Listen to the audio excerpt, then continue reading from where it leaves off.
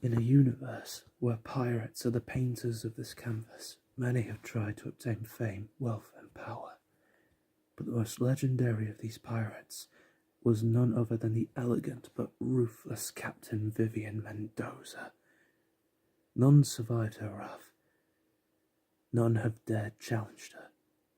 And upon her demise, she had left behind a collection of riches beyond belief. The loot of 1,000 worlds. But both the treasure and the captain vanished without a trace. But to those who sail the Sea of Stars, maybe that is where it's buried. So, ye want to know a tale of the Pirate Queen, do ya? Well, it ain't gonna come cheap. But, lucky for you, I am a very generous buccaneer, so I'm in a very good mood. I'll just tell you this story for free. Oh, curious about where I got that? A little trinket from the Pirate Queen herself. But, how about I quit stalling and just start storytelling? So, sit back, relax, and enjoy the tale on how the Pirate Queen sailed the stars. Little Octavia the Arsgoetia dreamed of sailing the Sea of Stars, along with her father Stolas. But when tragedy strikes and pirates took Stolas away, so did they take Octavia's dream. And as she grew up, she would guide Stella and Andrelphus's fleet to bring the end of piracy. But Octavia's dream would soon be reignited when a pirate captain named Blitz, the O was sighted for some reason I do not know, when I was drunk when I heard it the first time, was taken to the brig, where promises of riches and the Sea of Stars piqued Octavia's fragile little interest, all leading to Via's capture and Blitzo's escape. Blitzo and his crewmates Moxie, Millie, and Luna sailed away from capture, but wonder what they should do with Octavia. Blitz tells them to let her go, as he reveals that Stolas gave him something special, a map that would lead him to the Sea of Stars, but he could read it, not without Via's help, that is. But Via did not wish to believe that her father would ally himself with pirates.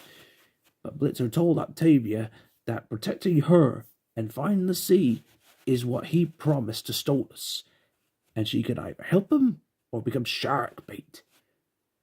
They promised Via that once it's all over, they would help her find her father.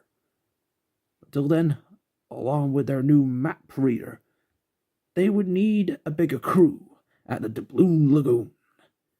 Blitzo wasn't the most popular pirate, as he would bail on any crew if they got too close to him.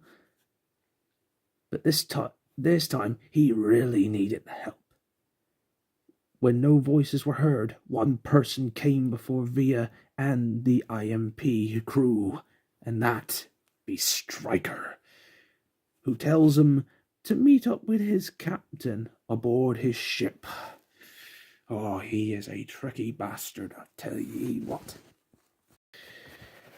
The Davy Jones Mafia is one of the most notorious criminal organizations in all Seven Sinful Seas, and Striker showed our heroes the boss, none other than Crimson, father of Moxie. Crimson offers their help in exchange for the map to hold on to, along with Octavia, a dodgy deal, but one they could not accept. Had Millie not broken up the conversation, burned the ship, and she and the others made a dash to one of Crimson's interceptors, had fled with the map and their lives. Octavia and IMP were on their own in finding the Sea of Stars. Out of curiosity, Octavia asked everyone why they are going to the Sea of Stars and what could they hope to gain from it. Millie and Moxie would spend it on each other. They really are a couple. Luna just really wanted the gold, but Blitzo, well, was quite difficult in revealing what he truly wanted, and snaps at Via to check the map. As Via used the stars to chart their way and find Mendoza's treasure, she heard a groan below deck, and as Octavia went to investigate, she found that Crimson had a very important prisoner, Mammon, captain of the Greed Pirates, who surprisingly offers his help in once he returns to his crew.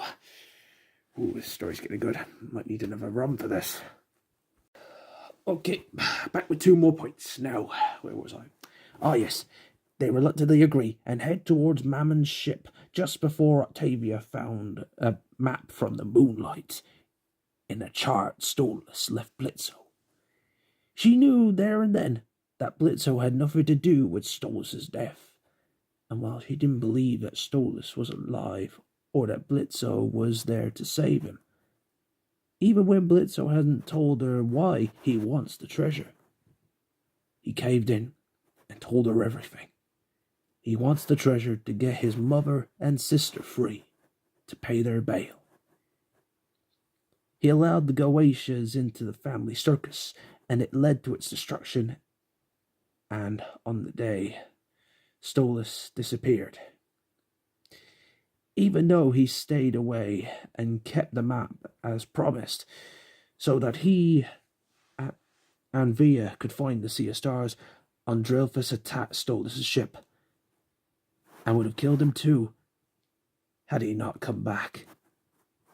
He left him on an unknown island, but Blitzo was sure that Stolas was alive. Blitzo wanted to save a life, even after he made everyone else's worse. It was there Octavia began to truly understand Blitz more, and to see why his crew had become a family to him. And she felt more safe around them.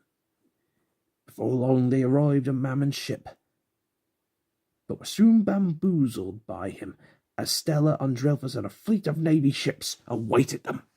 I knew he was trouble. Mammon couldn't resist a good bounty, but Andrelphus just wanted the map and Octavia. Not wanting her new friends to die, she stepped forward and demanded IMP was let go, to which Andrelphus refuses. No deal. A fight breaks out as Octavia and IMP try to escape, but there were so many ships to block their escape. But an explosive sacrifice from Blitzo gave his new family time to escape, including Via. And as they head towards the island, Moxie, Millie, and Luna were devastated. But they must press on with the map. They rowed with all their might to their next destination, the Sea of Stars, but all that there was just a deserted island. Hope was lost, but Via was surprised and overwhelmed with emotions when she saw who was on the island. Her father, Stolas. A reunion that would break a tear to any pirate's eyes. Blitzo was indeed telling the truth. Stolas was worried that she would get hurt, but she was okay, and demands where he had been doing here this whole time. Without even sending a single letter, no doubt.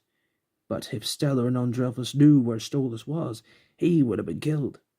And if he didn't find the Sea of Stars, Octavia wouldn't ever forgive him. But Via never wanted the treasure. She just wanted her father. And the two embraced, if not for a short while. Andrelphus and Stella made it to shore and demanded the map and Stolas. But Via stood before them and vows that they are never going to give them one doubloon of their treasure. But when Blitz and her new family were in the way, along with Stolas' life at risk because of those no-good pheasants, Via gave in. With Via, they were able to unlock a hidden door that was on the island, a gateway to the Sea of Stars. Once they sailed through, Andrelphus and Stellas laughed and cheered upon seeing the mountains of treasure and lost their prisoners, not the brightest. Octavia and the others found the man o' war that belonged to Captain Vivienne Mendoza, who was sitting on her throne. Nothing but bones remained. Time did pass a lot, but her legend lived on. However, she did leave a final message where all the treasure was glorious. Only at the end did she discover that her crew and their friendship was the greatest treasure of them all. That is why that she rigged the island to blow if anyone ever tries to take the treasure away. Oh dear. Time was running out as Vera and everyone worked together to get the man o' war sailing out of here. But Andrilphus and Stella stopped them in their tracks. Driven to madness by the gold, they tried to kill Octavia, but she, along with her new family, bested both of them. And fate sends those two birds into a watery grave as the man o' war leaves just in time. They had thought themselves safe, but the Goetia fleet still stood ready to take them all out. But little did they know, inspired by their bravery aboard Mammon's ship, a young man named Dennis had gathered the other sins in their crews to destroy the fleet and give our heroes time to escape. Octavia, Stolas, Blitzo, Moxie, Millie, and Luna were finally free and embraced. And, as a bonus for their victory, they managed to obtain a motherload of loot. And they all wondered what to do with it, but Octavia knew there and then what exactly to do with it. Upon freeing Blitzo's family and all those that were enslaved in this universe, Octavia made a name for herself. And a legend was born. We pirates may be vicious, but we have honor. And that